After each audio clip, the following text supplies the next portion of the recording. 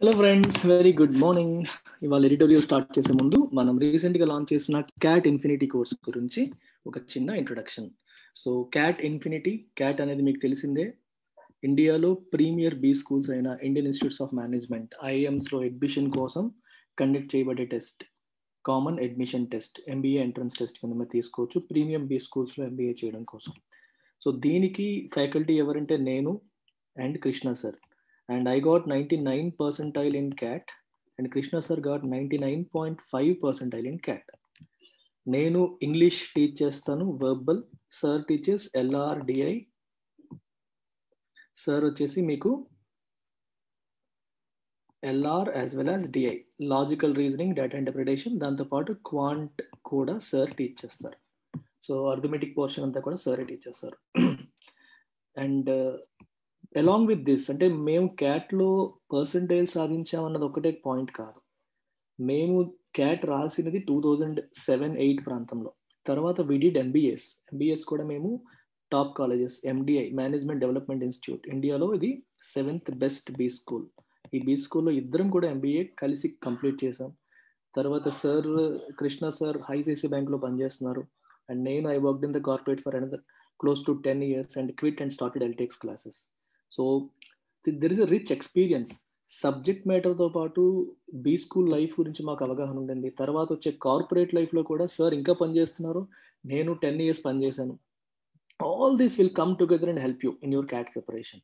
And CAT ప్రిపరేషన్లో చాలామంది struggle అయ్యేది జీడిపిఐ దగ్గర కూడా. అంటే అలాంగ్ విత్ రిటర్న్ టెస్ట్ అనేది ప్రిపరేషన్ అనేది మనం కామన్గా చేసుకుంటాం. జీడిపిఐకి వెళ్ళేసరికి చాలామంది ఏం మాట్లాడాలో తెలియదు, ఎలా మాట్లాడాలో తెలియదు, చాలా స్ట్రగుల్ అవుతూ ఉంటారు. కారణం ఏంటంటే జనరల్ నాలెడ్జ్, ఎస్పెషల్లీ ఎకానమీకి సంబంధించిన పోర్షన్ పైన సరైన అవగాహన లేకపోవడం వల్ల. ఇన్ఫ్యాక్ట్ మేము ప్రిపేర్ అయ్యేటప్పుడు కూడా వీ ఫేస్డ్ సిమిలర్ ఇష్యూస్. అందుకనే when we decided to launch this, we have decided to have exclusive focus for GDPI right from the beginning. అంటే స్టార్టింగ్ నుంచే మీకు బర్నింగ్ ఇష్యూస్ పైన అవగాహన కల్పించడం, హిందూ ఎడిటోరియల్స్ ద్వారా వాటి మీద సబ్జెక్ట్ నాలెడ్జ్ బిల్డ్ చేయడం.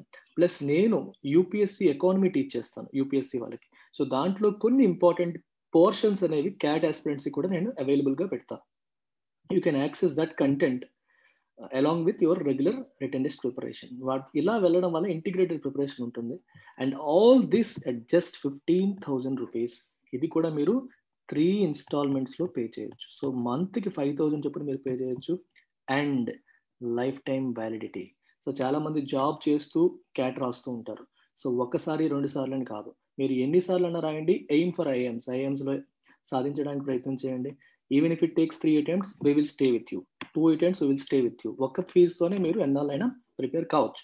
అలాగే స్టూడెంట్స్ డిగ్రీ చదువుతున్నప్పుడు మీరు జాయిన్ అయిపోయినా సరే, throughout your graduation you can continue to prepare with us. అందుకే టైమింగ్స్ కూడా ఎలా సెట్ చేసామో చూస్తే మీరు టైమింగ్స్ అనేవి 7 to 9 PM వీక్ డేస్లో, వీకెండ్స్ ఏమో ఇలాగా. సో ఇలా పెట్టడం వల్ల ఏమవుతుందంటే జాబ్ చేసే వాళ్ళు అటెండ్ కావచ్చు. 7 to 9 PM అంటాను, కొన్నిసార్లు మార్నింగ్ ఉంటుంది, మార్నింగ్ 6 to 7. సో ఈ టైమింగ్స్ ఎలా అంటే ఆఫీస్కి వెళ్ళే వాళ్ళకి బాగుంటుంది, కాలేజ్ స్టూడెంట్స్ కూడా అటెండ్ అవ్వచ్చు, అండ్ కంప్లీట్ చేసిన వాళ్ళు ఎప్పుడైనా అటెండ్ కావచ్చు. సో వీకెండ్స్, వీక్ డేస్లో ఈవినింగ్ క్లాసెస్ ఇలా పెడుతూ మనం వెళ్తాం. అండ్ మాక్ టెస్ట్ జరుగుతాయి, ఎక్స్ప్లెనేషన్ జరుగుతాయి, కంప్లీట్ అన్నీ కూడా మేము కవర్ చేయడం జరుగుతుంది. ఇంట్రెస్ట్ ఉన్న వాళ్ళు కాల్ దిస్ నెంబర్. సో ఈ నెంబర్కి కాల్ చేయండి. సో ఇక్కడ నెంబర్ రాస్తున్నాను, 7893899553. ఈ నెంబర్కి కాల్ చేసి మీరు జాయిన్ అవ్వచ్చు. క్లాసెస్ స్టార్ట్ అయ్యాయి, you can join any time.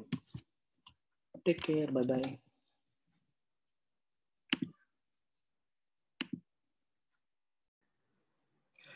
Good morning everyone. So ఇవాళ ఎడిటోరియల్ స్టార్ట్ చేద్దాం. Title says Aadhaar as a hurdle. Hurdle అంటే అర్థం ఏంటి? ఒక అడ్డంకి, అబ్స్టకిల్ అని అర్థం. Obstacle. Inefficiencies in the Aadhaar project should not come in the way of welfare delivery. Aadhaar project లో ఉన్న ఇన్ఎఫిషియన్సీస్ అనేవి should not come in the way of welfare delivery. ఈ సంక్షేమ పథకాలు డెలివరీ చేసే మార్గంలో అవి అడ్డంకిగా ఉండకూడదు, దారిలో ఉండకూడదు. ఇన్ఫ్యాక్ట్ ఆధార్ అనేది ఎందుకు తీసుకొచ్చారు? మిస్యూజ్ జరగకుండా, వెల్ఫేర్ స్కీమ్స్ ప్రజలకి, అర్హులకి, యాక్చువల్ బెనిఫిషరీస్కి అందాలి అనే ఉద్దేశంతో ఆధార్ని ఉపయోగించడం జరుగుతుంది. అయితే ఆధార్ అథెంటికేషన్ జరగలేదని, కార్డు లేదని, రకరకాల కారణాలతో అర్హులకి కూడా అందని పరిస్థితులు కనిపిస్తున్నాయి. నిజంగా పేదవాడు ఆధార్ అథెంటికేషన్ జరగకపోవడం వల్ల, కార్డు లేకపోవడం వల్ల, తన సంక్షేమ ఫలాలను అందలేకపోతే గవర్నమెంట్ యొక్క ఇంటెన్షన్ పోయినట్టే కదా. అందుకని అలా రాశారు. The Supreme Court on Wednesday did the right thing by terming as serious the allegation by a petitioner that 3 crore ration cards were cancelled for not being linked with the Aadhaar database, and that these were connected to reported starvation deaths in some states. So దీని అర్థం ఏంటి? Starvation అంటే ఆకలి, starvation deaths అంటే ఆకలి చావులు. చాలా స్టేట్స్లో ఆకలి చావులకి కారణమయ్యాయి. ఏం కారణమయ్యాయి? 3 కోట్ల రేషన్ కార్డ్స్ క్యాన్సిల్ అయ్యాయంట. ఎందుకు క్యాన్సిల్ అయ్యాయి? For not being linked with the Aadhaar database. Aadhaar database తో రేషన్ కార్డ్స్ లింక్ అవ్వకపోవడం వల్ల 3 కోట్ల రేషన్ కార్డ్స్ క్యాన్సిల్ అయ్యాయి. 3 కోట్ల రేషన్ కార్డ్స్ క్యాన్సిల్ అయితే ఏమవుతుంది? పబ్లిక్ డెలివరీ సిస్టమ్, పీడిఎస్ అంటాం. పబ్లిక్ డెలివరీ సిస్టమ్ ద్వారా, పబ్లిక్ డిస్ట్రిబ్యూషన్ డెలివరీ చూడండి ఒకసారి, ఈ సిస్టమ్ ద్వారా మనకి రేషన్ సరుకులు సబ్సిడీ ధరకు అందుతాయి. అవి అందక చాలా మంది చనిపోయారు. స్టార్వేషన్ డెత్స్, ఆకలి చావులు జరిగాయి కొన్ని స్టేట్స్లో అని చెప్పి ఒక అలిగేషన్ వచ్చింది. అలిగేషన్ అంటే ఆరోపణ వచ్చింది. ఈ ఆరోపణని సుప్రీంకోర్టు ఏమని చెప్పింది? It termed it as serious. ఈ ఆరోపణ చాలా తీవ్రమైనది, ఇది చాలా తీవ్రమైనది, ఇమీడియట్ గా కన్సిడర్ చేయాల్సింది అని చెప్పి సుప్రీంకోర్టు అనింది. The unique identification scheme has been in existence for more than a decade, and recent data has estimated that nearly 90% of India's projected population has been assigned the Aadhaar number. ఈ unique identification scheme ఎప్పటి నుంచి? Almost 10 సంవత్సరాలు దాటిపోయింది. Has been in existence for more than a decade. గుర్తుపెట్టుకోండి grammar points. For ఎప్పుడు వాడతారు? Period of టైంకి for వాడతాం. 10 సంవత్సరాలుగా, 5 సంవత్సరాలుగా, 3 సంవత్సరాలుగా అని చెప్పినప్పుడు పీరియడ్ ఆఫ్ టైంని ఫర్ వాడతాం. అదే 2010 నుండి అని చెప్పాలనుకోండి, సిన్స్ 2010. పాయింట్ ఆఫ్ టైంకి సిన్స్ వాడతాం, పీరియడ్ ఆఫ్ టైంకి ఫర్ వాడతాం. రైట్? 10 సంవత్సరాలకి పైగా అది ఎగ్జిస్టెన్స్ లో ఉంది. And recent data has estimated, recent గా వచ్చిన డేటా ఏం ఎస్టిమేట్ చేసిందంటే దట్ నియర్లీ 90%, అంటే almost 90% of India's projected population has been assigned Aadhaar number. So 90% of India's population కి ఆధార్ నెంబర్ ఆల్రెడీ అసైన్ అయ్యింది అని చెప్పి రీసెంట్ డేటా చెప్తుంది. Following the court's judgement in 2018, 2018లో మీకు ఒక కేసు వచ్చింది, కేఎస్ పుట్టస్వామి కేసు వచ్చింది. ఆధార్ గురించి కేసు. అసలు ఆధార్ కార్డ్ డీటెయిల్స్ నేను ఎందుకు ఇవ్వాలి, నా ఫింగర్ ప్రింట్, నా ఐరిస్ స్కాన్ ఎందుకు ఇవ్వాలి, అది నా ప్రైవసీకి సంబంధించింది అని చెప్పి కొంతమంది మాట్లాడడం జరిగింది. రైట్ టు ప్రైవసీ గురించి మాట్లాడిన కేసు అది. ఆ కేసులో సుప్రీంకోర్టు కొన్ని ఇంట్రెస్టింగ్ కామెంట్స్ చేసింది.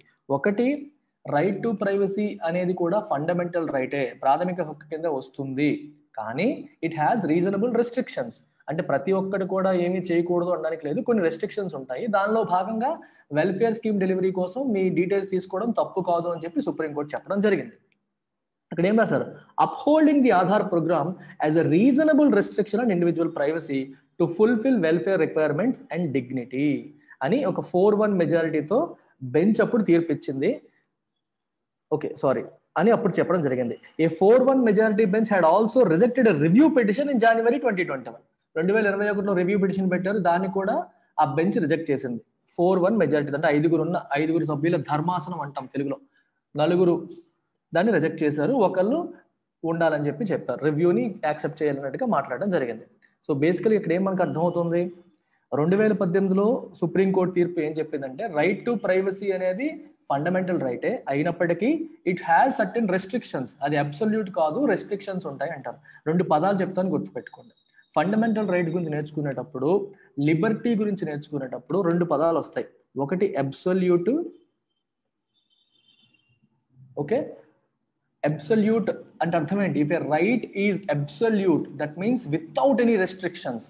If you have freedom of speech and expression, and if that freedom of speech and expression is absolute, you can say anything to anyone. ఎవర్నైనా ఏదైనా అనేసే హక్కు నీకు వచ్చినట్టు. ఎప్పుడు? If the right is absolute. కానీ what if the right is qualified? Qualified అంటే అర్థం ఏంటి? It has reasonable restrictions. నీకు freedom of speech and expression ఉంది, కానీ అది ఇంకొకరి డిగ్నిటీని భంగం కలిగించకూడదు, దేశ సార్వభౌమాధికారానికి సమగ్రతకి భంగం కలిగించకూడదు. రైట్? మన ఫ్రెండ్లీ నేషన్స్, మనం ఏ దేశాన్ని అయితే స్నేహితులుగా భావిస్తామో వాళ్ళకి ఇబ్బంది కలిగేలా మాట్లాడకూడదు, ఇలా రెస్ట్రిక్షన్స్ ఉంటాయి.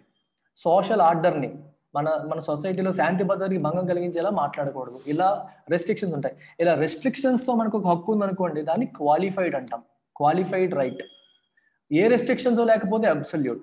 ఇన్ఫ్యాక్ట్ మనకి ఇచ్చిన ప్రాథమిక హక్కులన్నీ కూడా క్వాలిఫైడ్, ఏవి కూడా 100% రెస్ట్రిక్షన్స్ లేకుండా ఉండవు. ప్రతిదీ హక్కు ఉంటుంది, హక్కుతో పాటు కొన్ని టర్మ్స్ అండ్ కండిషన్స్ వస్తాయి, రెస్ట్రిక్షన్స్ ఉంటాయి. అది ఇంపార్టెంట్. ఇక్కడ ఏం చెప్పారు, ఆధార్ ప్రోగ్రామ్ ఏం చేశారు, ఇది ఒక రీజనబుల్ రెస్ట్రిక్షన్ అన్నారు. దేనిపైన? Individual privacy. నాకు ఇండివిజువల్ ప్రైవసీ ఉంది, నాకు రైట్ టు ప్రైవసీ ఉంది, నేను ఏ డీటెయిల్స్ నేను ఇవ్వను అని చెప్పి అనడానికి లేదు. Because it comes with reasonable restriction. Welfare delivery కోసం, డిగ్నిటీ కోసం, రైట్, వెల్ఫేర్ రిక్వైర్మెంట్స్ కోసం, డిగ్నిటీ కోసం అవసరమైనప్పుడు మనం ఇవ్వాలి, డేటా ఇవ్వాలి. ఇవ్వను అనడానికి లేదు అని చెప్పి 2018 కేసులో చెప్పారు. తర్వాత రివ్యూ పిటిషన్ 2021లో కూడా కొట్టివేశారు. రివ్యూ పిటిషన్ అంటే అర్థం ఏంటి? ఆల్రెడీ మీరు ఇచ్చిన తీర్పును రివ్యూ చేయండి, మళ్ళీ ఇంకోసారి చూడండి అని చెప్పి వేసే పిటిషన్ రివ్యూ పిటిషన్ అంటాం. Questions about the scheme's validity for public purposes have been put to rest. అంటే ఈ స్కీమ్ పబ్లిక్ పర్పసెస్ కి వాడొచ్చా వాడకూడదా అనే విషయంలో వచ్చిన ప్రశ్నలన్నీ కూడా have been put to rest. వాటిని ఇంకా ఏం పుట్ టు రెస్ట్ అంటే ఏం చేయాలి, ఏం చెప్పాలి అంటే వాటికి ఇంకా మరి అవకాశం లేకుండా, క్వశ్చన్సే లేకుండా చేసేసారు అని అర్థం. ఎలా చెప్పాలంటే ఫినిష్ అని, సెటిల్ అయిపోయి అని అర్థం. ఫినిష్ అయిపోయింది, సెటిల్ అయిపోయింది. మీకు ఒక సింపుల్ ఎగ్జాంపుల్ చెప్తాను. కేఎల్ రాహుల్ మనకి 2020 మ్యాచ్లు ఆడుతున్నప్పుడు వరుసగా 3 మ్యాచ్లు డక్అవుట్ అయ్యాడు. నిన్న మ్యాచ్ లో కూడా సరిగ్గా ఆడలేదు. So there will be questions about his place in the team. KL Rahul ఉంచాలా తీసేయాలనే క్వశ్చన్స్ వస్తాయి. Let us say in the last, రేపు జరగబోయే లాస్ట్ 2020లో సెంచరీ కొట్టాడు అనుకోండి 2020లో, అప్పుడు ఏమంటాం? Questions about his place in the team have been put to rest. So మరి ఇంకా క్వశ్చన్స్, ఎందుకంటే సూపర్ సెంచరీ కొట్టేశాడు, మరి ఇంకా మాట్లాడాల్సిన అవసరం లేదు. ఈ ఎగ్జాంపుల్ మీకు ఈజీగా గుర్తుంటుంది. అర్థమైందా? అంటే సెటిల్ అయిపోవడం, ఫినిష్ అయిపోవడం, ఇంకా దీని గురించి మాట్లాడాల్సిన అవసరం లేదు, తనకు ఆల్రెడీ ప్రూవ్ చేసేసుకున్నాడు. అలాగే ఆధార్ కార్డు పబ్లిక్ పర్పసెస్ కి వాడాలా లేదా అనే questions have been put to rest. ఎందుకు? సుప్రీంకోర్టు చెప్పింది వాడొచ్చు అని. అది సెన్స్ అక్కడ. అంటే మెమరైజ్, వర్డ్ మీనింగ్ అలా మెమరైజ్ చేయడం వల్ల ఉపయోగం ఉండదు. ఎటువంటి సందర్భాల్లో వాడుతున్నారు అనేది తెలుసుకుంటే మెమరైజ్ చేయాల్సిన అవసరం లేదు. అది నా మెథడాలజీ. చాలా మందికి మీరు ఇంగ్లీష్ టు ఇంగ్లీష్ చెప్పట్లేదు, ఇంగ్లీష్ టు తెలుగు చెప్పట్లేదు, పీడిఎఫ్ ఇవ్వట్లేదు, ఇట్లాంటి కంప్లైంట్స్ వస్తూ ఉంటాయి. ఆ రకమైన లెర్నింగ్ అనేది మీకు నిలబడదు మైండ్లో. ఎప్పుడైతే మీరు సందర్భాన్ని బట్టి ఎలాంటి సందర్భంలో ఉపయోగించాలో అర్థం చేసుకుంటారో ఆటోమేటిక్గా వర్డ్ మీరు గుర్తుపెట్టుకోవడానికి ట్రై చేయకపోయినా గుర్తుండిపోతుంది.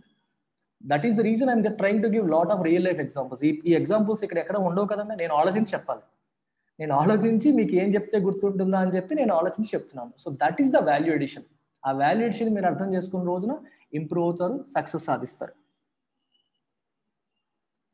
But that has not meant that concerns about the failures in the use of identity verification project have been allayed. ఇప్పుడే ఏం చెప్పారు?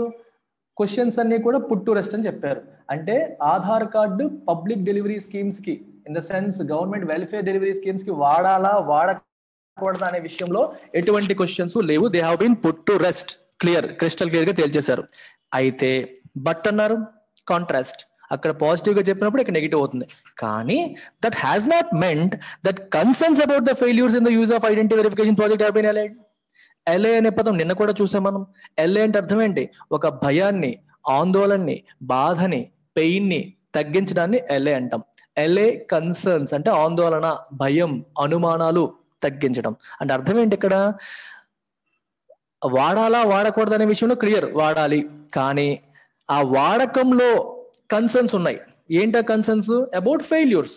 ఇప్పుడు ఒకవేళ ఆధార్ ఐడెంటిఫికేషన్ ఫెయిల్ అయితే నాకు ఇక రేషన్ ఇవ్వడం మానేస్తారా? నా ఆధార్ కార్డు, నా బయోమెట్రిక్ ఫెయిల్ అయితే నాకు ఇవ్వాల్సిన బెనిఫిట్స్ ఇవ్వడం మానేస్తారా అనే క్వశ్చన్స్ వస్తాయి. నిజమైన బెనిఫిషియరీ ఏదో కారణాల వల్ల అథెంటికేషన్ ఫెయిల్ అయితే ఏం చేయాలి అనేవి కన్సర్న్స్. ఈ కన్సర్న్స్ కూడా ఇప్పటి వరకు అలై అయ్యాయా? They are not aligned. అంటే ఆ కన్సర్న్స్ ని ఇంకా they are not put to rest. అర్థమైందా? కన్సర్న్స్ ఉన్నాయి, questions they are put to rest, but concerns are not put to rest yet. They are not allayed. These include inefficiencies in biometric authentication and updating, linking of Aadhaar with bank accounts, and the use of Aadhaar payment bridge. ఎన్ని ఉన్నాయి చూడండి concerns. Inefficiencies, దేంట్లో in biometric authentication. నువ్వు biometric authentication finger print కానీ iris scan కానీ చేసినప్పుడు కొన్నిసార్లు ఆ మెషిన్స్ పనిచేయకపోవడం, ఐడెంటిఫై చేయలేకపోవడం ఇట్లాంటివి, అండ్ అప్డేట్ అవ్వకపోవడం, కొన్నిసార్లు డేటా అప్డేట్ అవ్వకపోవడం, linking of Aadhaar with bank accounts Aadhaar card link అవ్వకపోవడం, ఇలాంటి సందర్భాలు మనం చూస్తున్నాం. And the use of Aadhaar payment bridge use లో కూడా కొన్ని కన్సర్న్స్ ఉన్నాయి. ఈ కన్సర్న్స్ గురించి మాట్లాడుతున్నారు. With benefits under the PDS, okay, the NREGA and LPG subsidy among other essentials requiring individuals to have Aadhaar number, inefficiencies and failures have led to inconvenience and suffering for the poor. అర్థం చేసుకోండి. With benefits under the PDS మనకి public distribution system ఉంది ఒకటి, ఇంకా NREGA Mahatma Gandhi national rural employment guarantee act ఉంది, LPG subsidy ఉంది. ఇవన్నీ దేని ద్వారా లింక్ అవుతాయి? ఆధార్ కార్డుకి లింక్ అయిపోయి మీ ఆధార్ నెంబర్ అప్డేట్ అయ్యి మీ ఆధార్ డీటెయిల్స్ గవర్నమెంట్ దగ్గర ఉంటేనే మీకు బెనిఫిట్స్ వస్తాయి, లేకపోతే బెనిఫిట్స్ రావు. బయోమెట్రిక్ ఫెయిల్ అయినా రావు, ఏం చేసినా రావు. ఇప్పుడు వీటిలో కొన్ని ఇన్ఎఫిషియన్సీస్ వల్ల, ఆధార్ లింకేజెస్ లేకపోవడం వల్ల, అథెంటికేషన్ ఫెయిల్యూర్స్ వల్ల ఏమైంది? The poor important grammar point ఇక్కడ. ఇప్పుడు మామూలుగా పూర్ అనే పదం రాసామనుకోండి, దాని మీనింగ్ ఏంటి? పేద తెలుగులో. ఇదేంటి? యాడ్జెక్టివ్. పూర్ మ్యాన్ అంటే పేదవాడు, పేద మనిషి అంటాం. మరి ఇక్కడ ద పెట్టారు. ద పూర్ అంటే అర్థం ఏంటంటే పేదవాళ్ళంతా. It represents the entire community of poor people. This becomes a noun. ఇది నౌన్ అయిపోతుంది. The moment you put the before poor, it becomes ఒక పేదవాడు అని కాదు, పేదవాళ్ళంతా, ఆ కమ్యూనిటీ, ఆ గ్రూప్ ని రిప్రజెంట్ చేసినప్పుడు ద పూర్ అంటారు. When you say the rich, entire community of rich people అంటే మొత్తం డబ్బున్న వాళ్ళు, ఈ ధనవంతులంతా అన్నప్పుడు ద రిచ్. పెద్దవాళ్ళంతా, ముసలి వాళ్ళంతా ద ఓల్డ్, యువకులంతా ద యంగ్. అర్థమైందా? ఇలా ద పెట్టేసి పక్కన అడ్జెక్టివ్ పెట్టినప్పుడు ఇట్ రిప్రజెంట్స్ ఇలాంటి పదాలకి నౌన్ ఫామ్ లాగా మారిపోతుంది కంప్లీట్ గా. ఇది important. Suffering for the poor అంటే ఒకళ్ళిద్దరని కాదు, పేదవాళ్ళందరికీ అదొక ఇన్కన్వీనియన్స్ గా, సఫరింగ్ గా మారిపోయింది. There are reports that show failures in authentication having led to delays in the disbursal of benefits and in many cases in their denial due to cancellation of legitimate beneficiary names. ఈ reports కొన్ని మనకు వస్తూ ఉన్నాయి. ఏంటవి? That show failures in authentication చేసినప్పుడు fail అవ్వడం వల్ల having led to delays, దానివల్ల ఏమవుతుంది? వాళ్ళకి ఇవ్వాల్సింది ఇవ్వట్లేదు, ఎందుకంటే మీ అథెంటికేషన్ ఫెయిల్ అయింది. ఆధార్ కార్డు ఉంది, బయోమెట్రిక్ ఉంది, కానీ ఫెయిల్ అవుతుంది. ఫింగర్ ప్రింట్ పెట్టినప్పుడు యాక్సెప్ట్ చేయట్లేదు, ఫెయిల్ అవుతుంది. దీనివల్ల ఏమవుతుంది? వాళ్ళకి ఇవ్వాల్సిన, వాళ్ళకి డిస్బర్సల్ అంటే మనం పంపిణీ చేయడం, delays in the disbursal of benefits, వాళ్ళకి ఇవ్వాల్సిన బెనిఫిట్స్ ని పంపిణీ చేయకుండా డిలేస్ వస్తున్నాయి. అండ్ ఇన్ మెనీ కేసెస్, ఇంకా చాలా కేసెస్ లో ఇన్ దేర్ డినయల్, అసలు బెనిఫిట్స్ ఇవ్వట్లేదు. ఎందుకు? Due to cancellation of legitimate beneficiary names. వాళ్ళ నేమ్స్ లేకపోవడం వల్ల, వాళ్ళ నేమ్స్ క్యాన్సిలేషన్ అయిపోవడం వల్ల. క్యాన్సిలేషన్ ఎందుకు? ఆధార్ కి బ్యాంక్ అకౌంట్ కి లింక్ అవ్వలేదు అనుకోండి, క్యాన్సిల్ చేస్తారు. ఆధార్ కి పాన్ కార్డ్ కి లింక్ అవ్వడానికి కొన్ని క్యాన్సిల్ అవుతాయి.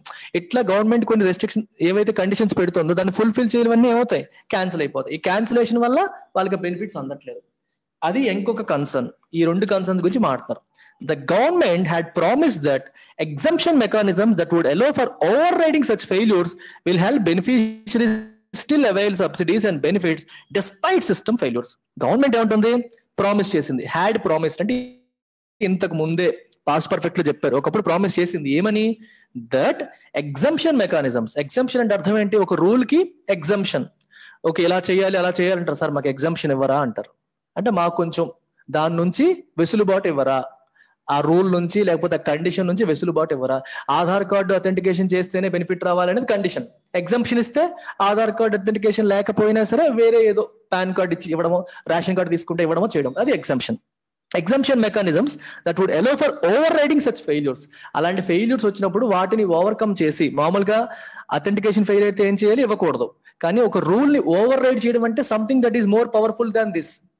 గుర్తుపెట్టుకోండి, ఓవర్ రైడింగ్ మెకానిజం అంటారు, ఓవర్ రైడింగ్ రూల్ అంటారు. అంటే one rule overrides another, this is more important than the other. రెండు రూల్స్ ఉన్నాయి, కాన్ఫ్లిక్ట్ అవుతున్నాయి, అప్పుడు ఏం చెప్తారు? The first one override the second one అన్నప్పుడు సెకండ్ వన్ కంటే ఫస్ట్ వన్ పవర్ఫుల్. మీకు బెస్ట్ ఎగ్జాంపుల్ చెప్తాను. మీకు పాలిటీ చదివేటప్పుడు, యూపీఎస్సీ కోసం పాలిటీ చదివేటప్పుడు సబ్జెక్ట్స్ ని మీకు తెలిసే ఉంటుంది, 3 లిస్టుల కింద డివైడ్ చేస్తారు. Union list, state list, concurrent list.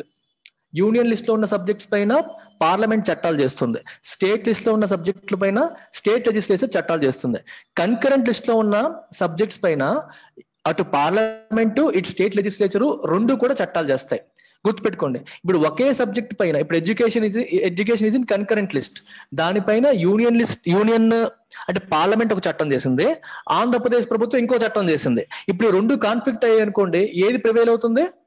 Parliament చేసిన చట్టమే ఓవర్ రైడ్ చేస్తుంది దేన్ని? ఆంధ్రప్రదేశ్ ప్రభుత్వం చేసిన చట్టాన్ని. ఎందుకంటే union is more powerful than state. అర్థమైంది? ఇక్కడ ఓవర్ రైడ్ అంటే మీనింగ్ ఒకే విషయానికి రెండు వచ్చినప్పుడు ఒకదానికంటే ఒకటి ఇంకోటి పవర్ఫుల్ గా ఉండడం, ఒకదానికంటే ఒకటి బెటర్ గా ఉండడం. ఇక్కడ ఓవర్ రైడింగ్ సచ్ ఫెయిల్యూర్స్ అంటే అర్థం ఏంటి? మామూలుగా లెక్క ప్రకారం అథెంటికేషన్ చేసినప్పుడు ఫెయిల్ అయింది అనుకోండి, ఇవ్వకూడదు. ఓవర్ రైడ్ చేస్తే ఇవ్వకూడదు అనే రూల్ ఇప్పుడు ఓవర్కమ్ చేస్తున్నాం. So you can give by looking at some other identification verification mechanism. అది విషయం అనమాట. గవర్నమెంట్ ఏముంటుందంటే మేము ఎగ్జామ్షన్ మెకానిజమ్స్ పెట్టాము, ఒకవేళ అలాంటి ఫెయిల్ అయినా సరే వాటిని ఓవర్ రైడ్ చేసే మెకానిజం పెట్టాము, దానివల్ల బెనిఫిషరీస్ కి ఇంకా still avail subsidies and benefits avail చేయడానికి అవకాశం ఉంటుంది. డిస్పైట్ సిస్టమ్ ఫెయిల్ అయినా సరే ఇవన్నీ పొందే అవకాశం దాని ద్వారా ఉంటుంది అని గవర్నమెంట్ చెప్పింది, ప్రామిస్ చేసింది ఇంతకు ముందు. That has been the response by the government to the recent petition as well. Recent గా వేసిన పిటిషన్ కూడా గవర్నమెంట్ అదే చెప్తుంది, మేము ఎలా చేస్తాము, ఎగ్జంప్షన్ ఇస్తాము, వేరే దాని ద్వారా చేస్తాము, ఇప్పుడు కూడా అలాగే ఉంటుంది. కానీ but reports from states such as Jharkhand from 2017 for example suggest that there have been starvation deaths because of the denial of benefits and subsidies. Government ఏమో అప్పుడు అలాగే చెప్పింది, ఈ రోజు కూడా ఇలాగే చెప్పింది. కానీ రిపోర్ట్స్ ఏం చెప్తున్నాయి? ఎస్పెషల్లీ స్టేట్స్ లైక్ జార్ఖండ్ నుంచి స్టార్వేషన్ డెత్స్ ఉన్నాయి, అంటే ఆకలి చావులు అనేది మనం చూస్తున్నాము. ఎందువల్ల? Because of the denial of benefits and subsidies మరియు బెనిఫిట్స్ డినై చేయడం వల్ల, ఇవ్వకపోవడం వల్ల వీఆర్ సీయింగ్ ఆకలి చావులు, స్టార్వేషన్ డెత్స్ అని రిపోర్ట్స్ వస్తున్నాయి. గవర్నమెంట్ ఏమో మేము ఎలా చేస్తామంటుంది, కానీ ఇలాంటివి కూడా చూస్తున్నాం. Biometric authentication failures are but expected of a large scale technology intensive project such as the UID. ఇక్కడ ఆర్ బట్ అనేది ఎలా వాడాలి అని చెప్పి కొంచెం రీసెర్చ్ చేసాం. రెండు మీనింగ్స్ వస్తున్నాయి. ఒకటి ఏంటంటే షీ ఈజ్ బట్ యంగ్ అని రాశారు అనుకోండి, షీ ఈజ్ జస్ట్ యంగ్, ఆ మీనింగ్ వస్తుంది. షీ ఈజ్ జస్ట్ అనే మీనింగ్ ఒకటి వస్తుంది ఇలా ఈజ్ తర్వాత బట్ లేదా ఆర్ ప్లస్ బట్ అని రాసినప్పుడు. ఇంకో దగ్గర ఏం కనిపిస్తుందంటే నథింగ్ బట్ అనే మీనింగ్, ఆర్ నథింగ్ బట్. ఆ నథింగ్ అనేది ఇక్కడ కనిపించట్లేదు. అర్థమైందా? He's nothing but A rich guy అంటే వాడు ఒక రిచ్ గై, మోర్ అంతకంటే ఎక్కువేం కాదు, డబ్బున్నోడు అంతే అని చెప్పినప్పుడు ఏమంటాం? He's nothing but A rich guy. So ఆ సెన్స్ లో కూడా వాడొచ్చు. ఇక్కడ ఏది ఫిట్ అవుతుందని మనం చూసినప్పుడు నథింగ్ బట్టే కొంచెం ఫిట్ అయినట్టుగా కనిపిస్తుంది. అంటే అర్థం ఏంటంటే biometric authentication failures are nothing but expected of a large scale technology intensive project such as UID లాంటి ప్రాజెక్ట్ చేసినప్పుడు ఖచ్చితంగా ఇట్లాంటి వస్తాయి అనే సెన్స్ వస్తుంది. అంటే ఎంత పెద్ద ప్రాజెక్ట్ చేసినప్పుడు బయోమెట్రిక్ అథెంటికేషన్ ఫెయిల్యూర్స్ అనేవి కామన్ వచ్చేస్తాయి, దే ఆర్ ఎక్స్పెక్టెడ్ అనే మీనింగ్ లో మనం తీసుకోవాలి. Despite being designed to store finger and iris scans of most users, doubts about the success rates of authentication and the generation of false negatives have always persisted, more so for laborers and tribal people. చూడండి ఇక్కడ ఏం రాశారు? Despite being design to store finger and iris scans of most users అంటే అర్థం ఏంటి? Finger and iris scans, iris అంటే కళ్ళ తాలూకా ఇవి, వాటిని స్టోర్ చేయడానికి డిజైన్ చేసినప్పటికీ, అంటే అన్ని రకాల యూజర్స్ యొక్క ఫింగర్ ప్రింట్స్, ఐరిస్ స్కాన్స్ ని స్టోర్ చేయడానికి డిజైన్ చేయబడినప్పటికీ doubts about the success rates of authentication లో సక్సెస్ రేట్స్ పైన doubts and the generation of false negatives అంటే అర్థం ఏంటి? What is the meaning of false negative? Covid టెస్ట్కి వెళ్ళారు అనుకోండి, మీకు పాజిటివ్ ఉంది, యాక్చువల్గా మీకు పాజిటివ్ కోవిడ్ ఉంది, కానీ అక్కడ నెగిటివ్ వచ్చింది అనుకోండి, అప్పుడు ఏమంటాం? ఫాల్స్ నెగిటివ్ అంటాం. నెగిటివ్ అంటే అర్థం ఏంటి? మీకు కోవిడ్ లేదని, మీకు ఉంది కానీ నెగిటివ్ వచ్చింది కాబట్టి ఫాల్స్ నెగిటివ్. అదే మరి ఫాల్స్ పాజిటివ్ అంటే అర్థం ఏంటి? పాజిటివ్ అంటే అర్థం ఏంటి? మీకు కోవిడ్ ఉంది అని అర్థం, కానీ ఫాల్స్ పాజిటివ్ అంటే మీకు లేదు కానీ ఉందని చూపించింది.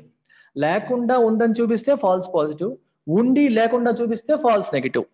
అంటే ఇప్పుడు నీకు బయోమెట్రిక్ డేటా నువ్వు ఆల్రెడీ ఇచ్చావు, కానీ నువ్వు అథెంటికేషన్కి వెళ్ళినప్పుడు అది లేదని చెప్తుంది అనుకోండి, ఫాల్స్ నెగిటివ్. ఎందుకంటే నీ డేటా ఆల్రెడీ ఉంది కానీ మిషన్ పని చేయట్లేదు సరిగ్గా, మన ఫింగర్ ప్రింట్స్ అది స్కాన్ చేయలేకపోతుంది, దాన్ని ఫాల్స్ నెగిటివ్ అంటాం. That is the meaning of false negative. ఈ false negatives have always persisted అంటే ఎప్పుడు ఉన్నాయి అవి. పర్సిస్ట్ అంటే to be there, to continue to be there. Okay, problems persist even today అంటే అర్థం ఏంటి? సమస్యలు ఇప్పటికీ ఉన్నాయి. Something that continues to be there is called persistent problem. Persistent effort అన్నారు అనుకోండి, మీరు ఆపకుండా ఎఫర్ట్ పెడుతూ ఉండాలి. Only with persistent effort you can you crack competitive exams ని మనం క్రాక్ చేయగలం. పర్సిస్టెంట్ గా వదలకుండా కంటిన్యూస్ గా చేస్తేనే మనం క్రాక్ చేయగలం. అది అలాంటి మీనింగ్ మనం తీసుకోవాలి. More so for labourers and tribal people. Labourers కి మరియు ట్రైబల్ పీపుల్స్ కి కూడా, అంటే వాళ్ళకి ఎక్కువగా, కూడా అని కాదు, ఎక్కువగా వాళ్ళకి. ఎందుకు ప్రాబ్లమ్స్ వస్తాయి వాళ్ళకి? ఎందుకంటే వాళ్ళ లేబర్లో ఎక్కువగా ఇన్వాల్వ్ అయినప్పుడు చేతులు, మనం సుఖంగా ఉండేవాడికి చేతులు బాగానే ఉంటాయి, ఫింగర్ ప్రింట్స్ బాగానే ఉంటాయి, వీళ్ళు రోజంతా కష్టపడతారు, సో ఇష్యూస్ వస్తాయి. Those engaged in manual and hard labour for example are susceptible to fingerprint changes over time. Susceptible అంటే అర్థం ఏంటంటే, if your for example meaning చూసుకోండి, వల్నరబుల్ టైప్ లో వస్తుంది అనమాట మీకు. People living in slum areas are more susceptible to dengue.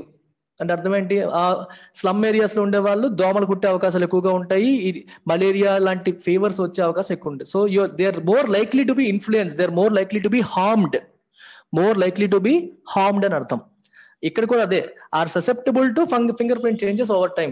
రోజంతా manual labour లో ఉండే వాళ్ళు ఫింగర్ ప్రింట్ లో చేంజెస్ వచ్చే అవకాశం ఉంటాయి. ఫింగర్ ప్రింట్ యాక్చువల్ స్ట్రక్చర్ మారిపోదు, కానీ షేప్ మారిపోతుంటుంది. ఒరిజినల్ అలాగే ఉంటుంది, కానీ ఎక్కువ కష్టపడడం వల్ల ఆ షేప్స్ మారే అవకాశాలు ఉంటాయి అనేది ఇక్కడ ఉద్దేశం.